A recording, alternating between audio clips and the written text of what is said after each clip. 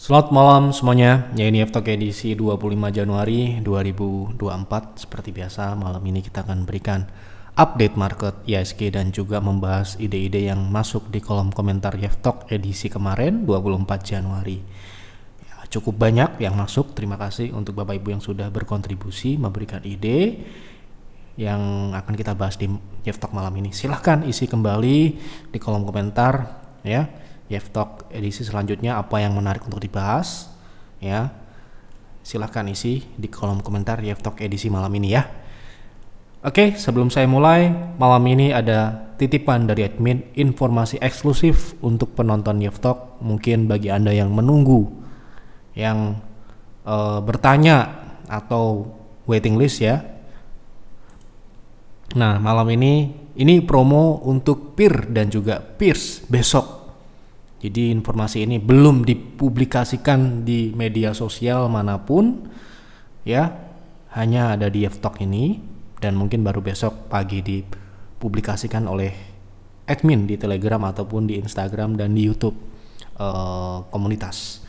Jadi ya yang sudah waiting list kemungkinan sudah dapat informasinya terlebih dahulu ya, makanya ini sangat terbatas dan ada waiting list sekitar 6 orang. Jadi kemungkinan ini karena kuotanya cuma 10, jadi tidak tertutup kemungkinan ini akan hanya satu hari besok saja, walaupun ini tertulis sampai dengan tanggal 28 Januari.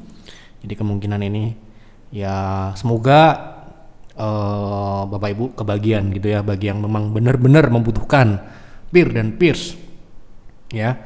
Pastikan Anda sudah tahu apa itu peer dan peers, bagaimana kinerjanya, apa saja yang didapatkan ya. Anda bisa lihat di website kami yang tidak perlu kami jelaskan karena Anda bisa baca sendiri, atau kalau misalkan masih ada pertanyaan ataupun yang kurang jelas terkait apa yang didapatkan ya, Anda bisa tanyakan ke admin di WA ataupun di Telegram. Ini sudah jelas ya, apa saja yang didapatkan, bagaimana kinerja peer ataupun peers, semua sudah ada di website. Anda tinggal buka saja di layanan, nanti akan ketemu halaman ini, nanti akan ketemu kinerja ataupun keterangan terkait layanan peer dan peers ya. Sebaiknya Anda baca terlebih dahulu. Apabila Anda belum memahami apa itu peer dan peers, pelajari terlebih dahulu bagaimana kinerjanya dari awal atau per tahunnya dan sebagainya. Di sini semua sudah ada ya, di laporan kinerja apa saja yang didapatkan.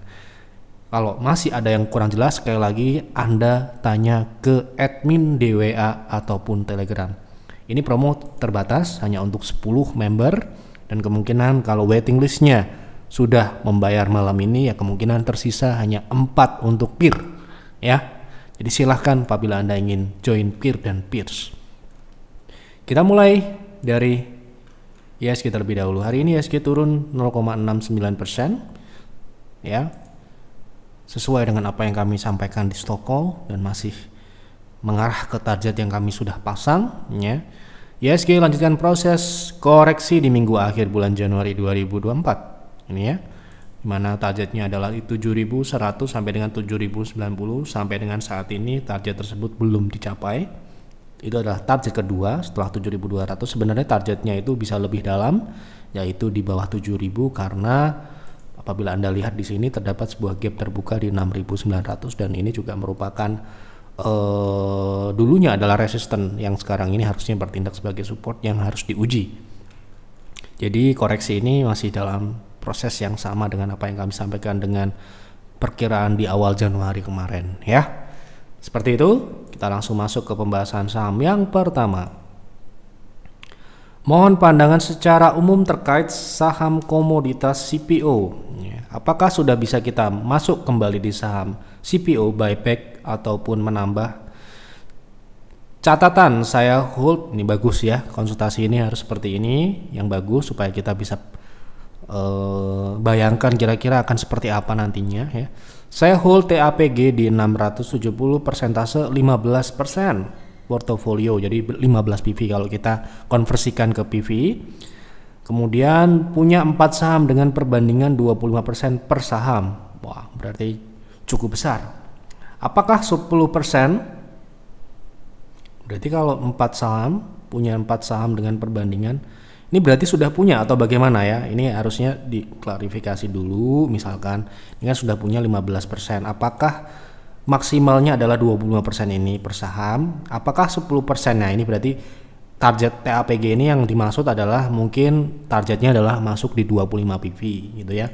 Apakah 10% sisanya bisa masuk kembali ke TAPG? Jadi begini ya.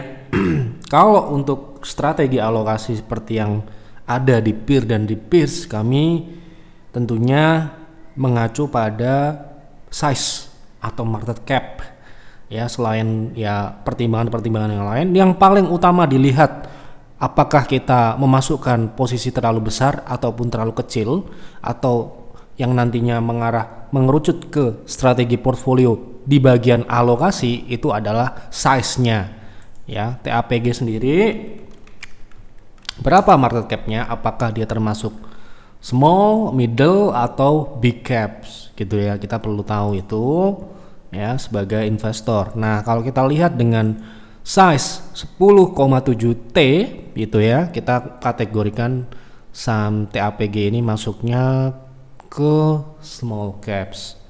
Small caps di PIR dan di PIRS ya, dimana emiten masih di bawah 10 triliun ya. Ya ini masih sebenarnya masih di angka 10 T gitu ya. Itu maksimal alokasi yang kami terapkan di size seperti ini segini adalah 5 PV. Dimana kalau Anda sudah masuk 15 PV, saran secara umum ya pastinya akan menyesuaikan alokasi yang seharusnya, yaitu 5 PV. Jadi sarannya yaitu terlepas dari kondisi seperti apapun fundamentalnya, karena ini akan berpengaruh pada ya pengaruhnya nanti betanya dengan market ya. Kalau misalkan Anda memegang saham small caps terlalu besar ya alokasinya, ya artinya tidak ideal, kami khawatir memang potensi returnnya tinggi tapi menjadi volatilitasnya sangat tinggi dan beresiko tinggi juga gitu ya. Nah, kita lihat coba berapakah pertumbuhannya. Kalau kita lihat dari pertumbuhan ini sebenarnya sepintas ini sangat bagus ya, sangat bagus. Di atas sampai dengan di bawah itu tumbuh ya. Nah, ini bahkan pertumbuhannya ini ratusan persen ya. Di 2019 dia punya bottom line itu 191 miliar. Di tahun 2022 menjadi 2,9 T. Ya, angka yang sangat jauh. Ya, dan ini pertumbuhannya ini nggak langsung loncat ya, bertahap, dan ini cukup bagus. Namun demikian, ya, Anda perlu tahu di 2023 ini dia kinerjanya juga turunnya cukup ya bisa dikatakan cukup signifikan, di mana proyeksinya adalah bottom line-nya di angka 1,7, padahal di 2022 itu 2,9 T atau hampir menyentuh angka 3 T. Jadi penurunan ini ya cukup bisa dikatakan pertumbuhannya itu melambat ya, pertumbuhan yang melambat. Nah, bagaimana kondisi fundamental dan teknikalnya ini berkorelasi? Saya rasa secara teknikal ini saham baru IPO di 2021 ini relatif masih naik ya. Kalau kita lihat IPO-nya kan di harga 276, kemudian ini sudah punya di 670 dengan modal sekarang ini sudah floating loss ya. Jadi kalau saya melihat ini ya saya akan tetap mengurangi dan mengikuti aturan yang ada, yaitu maksimal adalah 5%. Itu kalau mengikuti aturan di PIR dan PIRS ya. Gitu. Nah, terkait ini saham ini layak hold atau tidak, ya masih bisa di hold selama pertumbuhannya masih di atas sebelum IPO. Sebelum IPO dia punya laba bersih itu 1 T ya. Selama bottom line-nya masih di atas 1, berarti harusnya harga sahamnya tidak turun di bawah 268 ini gitu ya. Jadi seperti itu kira-kira ya terkait strategi alokasi.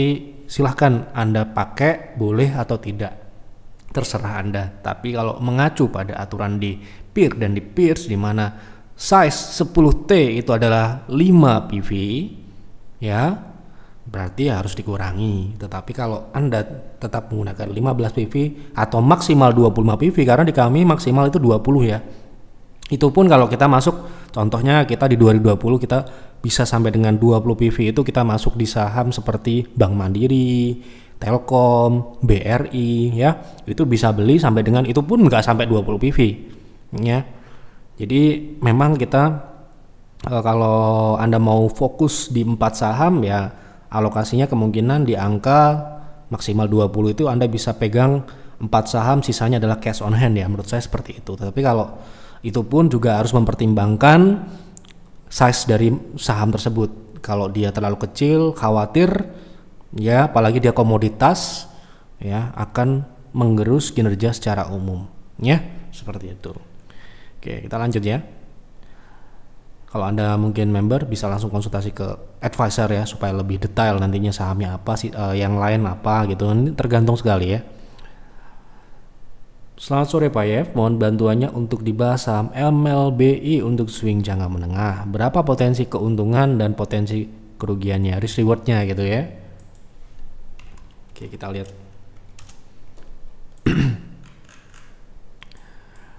Kita menggunakan, karena pertanyaan jangka menengah ya, kita menggunakan weekly aja.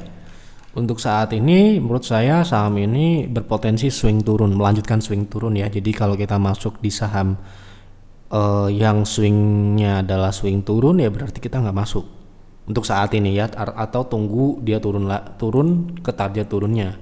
Nah ini swing turunnya ke 6.800, sekarang harga di 7.150, dan ini kemungkinan bisa sampai dengan 5.700 ya, dimana ini rounding top ya. Apabila ini break berarti lanjutannya ke 5.800, atau kita lihat ekstensinya ya, itu bisa sampai dengan 3.700 atau 3.800. Nah nanti mungkin ada swing jangka menengah yang lebih menarik.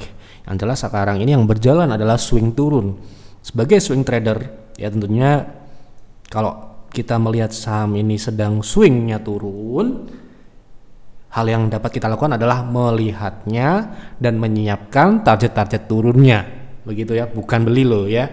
Kalau Anda beli sekarang ini ya, menurut saya ini menangkap pisau jatuh. Kecuali Anda mau jangka pendek ya, itu berbeda lagi. Kalau pertanyaan jangka menengah ya, ini seperti ini kondisinya ya, karena ini nanti sudut pandang swing trader jangka pendek dengan jangka menengah itu udah berbeda, time frame yang digunakan juga berbeda ya, gitu.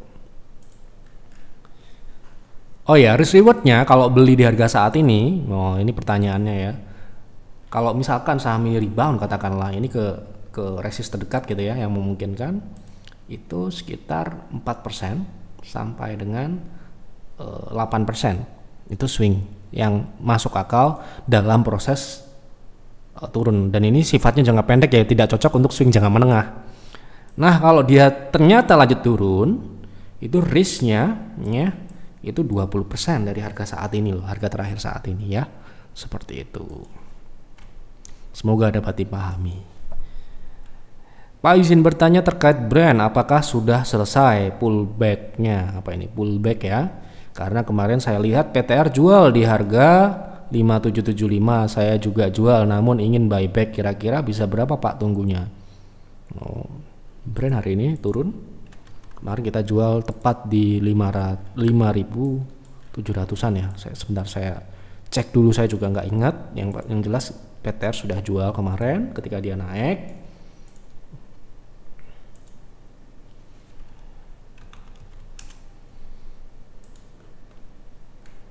Oke.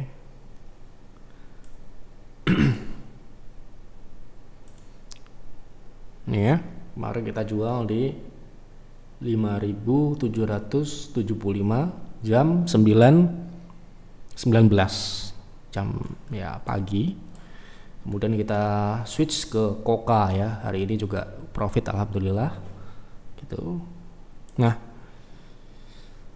bagaimana dengan saat ini pullbacknya? Apakah pullbacknya ini sudah berakhir? Karena pullbacknya kemarin sudah mencapai level 5.775, yang mana itu merupakan target pullback terdekatnya.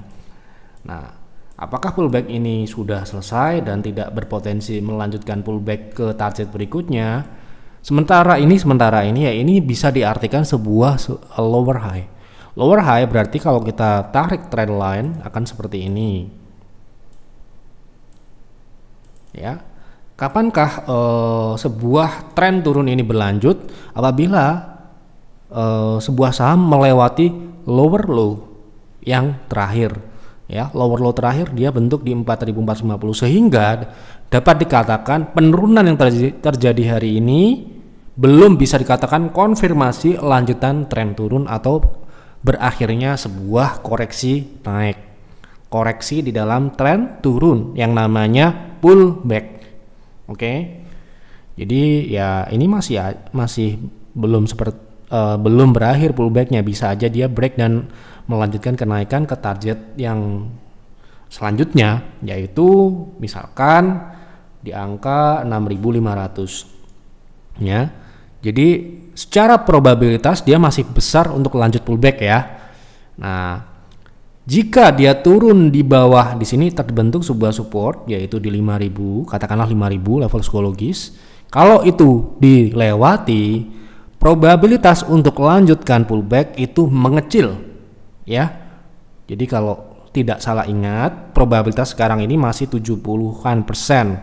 Kalau dia tembus support terakhir yang mana memungkinkan dia akan menguji kembali level ini menjadi 50%, 50-50 gitu ya. Jadi belum terkonfirmasi tapi 50-50 dia melanjutkan pullback atau tidak. Tapi sekarang ini masih 70-an persen probabilitas untuk dia bisa melanjutkan pullback ya. Mungkin ini adalah proses konsolidasi dulu sebelum dia lanjutkan pullbacknya, yang mana nantinya ekspektasinya adalah membentuk sebuah lower high atau level baru yang lebih rendah dari lower high terakhir, yaitu di 7.700. Seperti itu. Jadi kalau Anda mau buyback, saran saya tunggulah dia paling tidak membentuk sebuah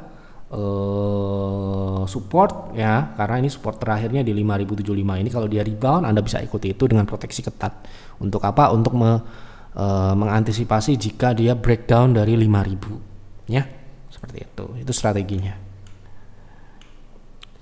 Tolong bahas saham Wood untuk swing, baiknya beli di area harga berapa? Wood untuk swing. Oke, untuk swing sepertinya saham ini sedang konsolidasi di dalam tren turun ya. Nah, ini tren turunnya ini dengan target pullback itu di 330 sampai dengan 390. Jadi kalau mau masuk di harga saat ini risknya sudah cukup ya, bisa dikatakan bisalah ya. Kita coba lihat berapa persen potensi ke 0,3 ini, berapa persen, itu sekitar 8%. Kalau dia bisa sampai dengan 0,6 itu 24% dengan risk. Kalau risknya saat ini di bawah 300 yaitu 4%. Jadi bisa ya untuk swing di harga saat ini, meskipun sekarang ini memang mungkin masih dalam pengujian EMA 60 ya. Kalau EMA 60 ini bisa dilewati, Anda bisa untuk swing dengan target di 340-330 dengan target berikutnya di 390 sampai dengan 400. Upaya bahas KDSI, PTSP dan Cita, satu saham ya. Apa masih akan terus naik? Untuk swing aja. Tidak ada saham naik terus ya. KDSI apa tadi? Ya KDSI ya. Tidak ada saham naik terus ataupun turun terus ya. Untuk swing saya rasa untuk saham ini tidak terlalu liquid ya. Nggak tahu kalau Anda mau beli mungkin 100 lot atau 200 lot mungkin masih bisa ya. Tapi kalau Anda mau beli banyak, ini berapa? Ini cuma transaksinya aja sangat kecil ya. Mungkin nggak lebih dari 1M ya. Mungkin masih ratusan atau puluhan juta transaksinya, ini cukup kecil ya. Jadi kalau sekarang ini secara teknikal mengabaikan hal itu ya sebenarnya nggak bisa, karena saham ini berisiko kalau tiba-tiba karena tidak liquid tersebut. Nah ini targetnya aja hampir tercapai ya, swingnya sudah terlambat saya rasa. Kalau Anda mau masuk swing harusnya kemarin ketika dia breakout dari 1520 1500 ini buy on breakout, karena dia membentuk rounding bottom dengan potensi ke ekstensi 1,6 dari 2200 ini, berarti risknya sudah lebih besar daripada potensinya Ya, untuk swing ya, seperti itu kira-kira. Tolong bahasa Ucit untuk investasi, apa sudah waktunya beli? Sekarang harganya sudah di bawah 1000. Ya, kita lihat pertumbuhan terlebih dahulu. Wah, memang ini downtrend ya, mungkin kinerjanya juga nggak bagus. Kita coba cek. Oke, kalau kita lihat dari growth ya, secara umum pertumbuhannya itu sayangnya hanya terjadi di atas. Ya, kalau kita lihat terjadi penurunan di 2020 itu sangat wajar, gitu pertama. Ya, jadi kalau Anda lihat di 2020 ini merah ya kita anggap ini wajar gitu ya. Tapi di tahun-tahun yang lain dia bisa tumbuh dan bahkan ini revenue-nya bisa dikatakan di atas sebelum pandemi gitu, 10,3 T, dan ini kemungkinan juga masih bisa bertumbuh. Namun sayangnya kalau kita bicara profitabilitas, ini yang menjadikan saham ini mungkin tidak akan masuk ke rekomendasi kami gitu ya, karena kemungkinan ini tipis. Kita akan lihat nanti ya, kita punya batas minimal 5% bottom line. Nah, di sini dia tidak tumbuh ya, artinya pertumbuhan di atas tidak diikuti pertumbuhan di bawah. Itu mengindikasikan ada ketidakefisienan dalam operasional, di mana secara operasional di 2022 kemarin itu dia turun 26%, yang nantinya akan terrefleksi dari operating marginnya. Jadi kalau misalkan di atas tumbuh kok operasionalnya tidak tumbuh, berarti ada ketidakefisien dalam operasionalnya ya. Jadi kita lihat nanti selanjutnya. Di sini berlanjut sampai dengan bottom line-nya yang juga tidak tumbuh ya. Jadi ini menjadi sebuah alasan kenapa saham ini tidak mungkin masih di dalam tren turun sekarang ini, karena mungkin secara profitabilitasnya tidak terlalu bagus sehingga mungkin ya dianggap tidak layak untuk investasi. Ya, kita lihat ya profitabilitasnya ini ya. Anda mungkin bagi penonton ataupun member kami B dan P pasti sudah tahu kalau kita tidak merekomendasikan net margin di bawah 5%, di mana saham ini di bawah 5% ya. Bahkan ini sudah tipis sejak di operasionalnya yang ya juga di bawah 5%. Jadi secara otomatis ya ini tereliminasi dari pilihan-pilihan yang ada. Wah, sekarang ini masih banyak sekali. Kalau Anda mungkin di peer misalkan, berapa banyak saham yang sekarang ini direkomendasikan dan bisa dibeli? Mungkin sekitar 6 sampai dengan 8 saham Anda bisa beli dengan kinerja yang jauh lebih baik dari ini tentunya. Sahamnya apa? Ya tentunya ada di peer ya. Gitu. Oke. Seperti itu. Jadi mau harganya 1000 ataupun di 500 karena tidak layak ya tentunya kita tidak akan melihatnya ataupun membelinya. Bahas Adaro Pak, apakah sekarang udah waktunya masuk? Masuk untuk apa? Untuk trading, untuk investing ini beda. Ya kita anggap nggak ada pertanyaan di sini, ya kita anggap untuk trading. Ya, kalau Anda buka di Telegram gitu ya, di Telegram target kita Adaro ini adalah turun ke berapa? Anda bisa buka di Telegram, ya. Ya, ketikan Adaro nanti ketemu, ya. Nah ini ya. Nah kemarin terakhir target kita yang terdekat yaitu di 2340 atau 30 sudah tercapai. Nah target berikutnya di angka berapa? Di sini sudah dijelaskan. Targetnya adalah di bawah lebih rendah dari 2000. Untuk swing tentunya ya kita akan lihat. Ya artinya ini kita harus tahu itu. Ya, dengan asumsi saham ini masih dalam tren turun dalam beberapa waktu ke depan, kalau kita mau swing trade di saham ini harus ekstra ketat, hati-hati dan disiplin. Ya, gitu. Berapakah potensi upside-nya kalau dia naik di dalam tren turun? Ini ada naiknya loh ya, bukan berarti ujuk-ujuk ke bawah 2000 besok, bukan, tetapi itu adalah target dalam beberapa waktu ke depan.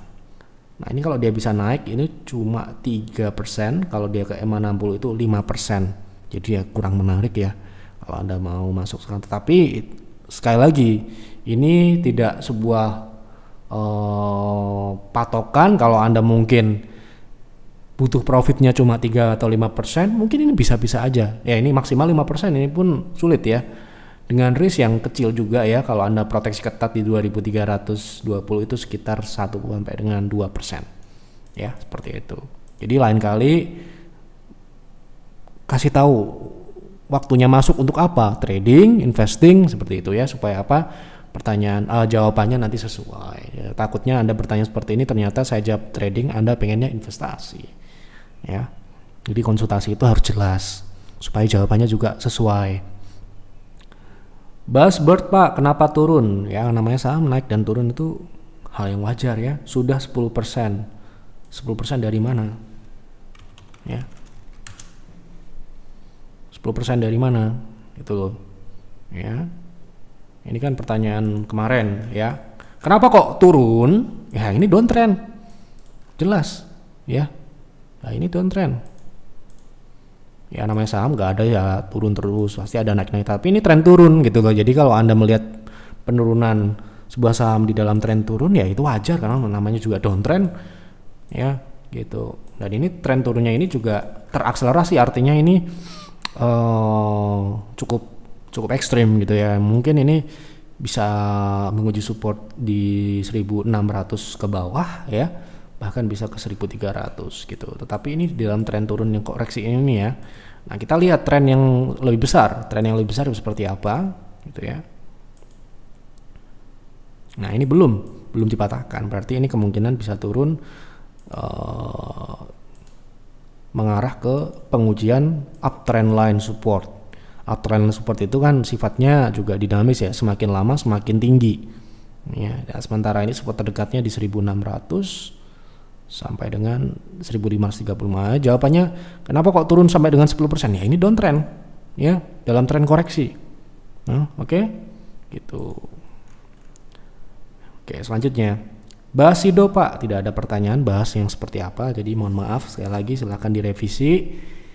Untuk pertanyaan ide selanjutnya silahkan berikan keterangan, mau trading mau investing di saham SIDO terserah ya, supaya nanti jawabannya sesuai dengan pertanyaan. Itu saja yang dapat kami sampaikan di F-Talk malam ini. Sekali lagi ya, informasi eksklusif malam ini adalah invest in Januari bersama YF di PIR dan di Pierce ya. Untuk paket 12 bulan potongannya adalah 1 juta. Jadi silahkan manfaatkan apabila Anda memang pengen join PIR dan Pierce, manfaatkan promo untuk besok ya, besok pagi ya, ini baru besok pagi, tapi Anda bisa daftar mulai malam ini melalui WA ataupun di Telegram admin.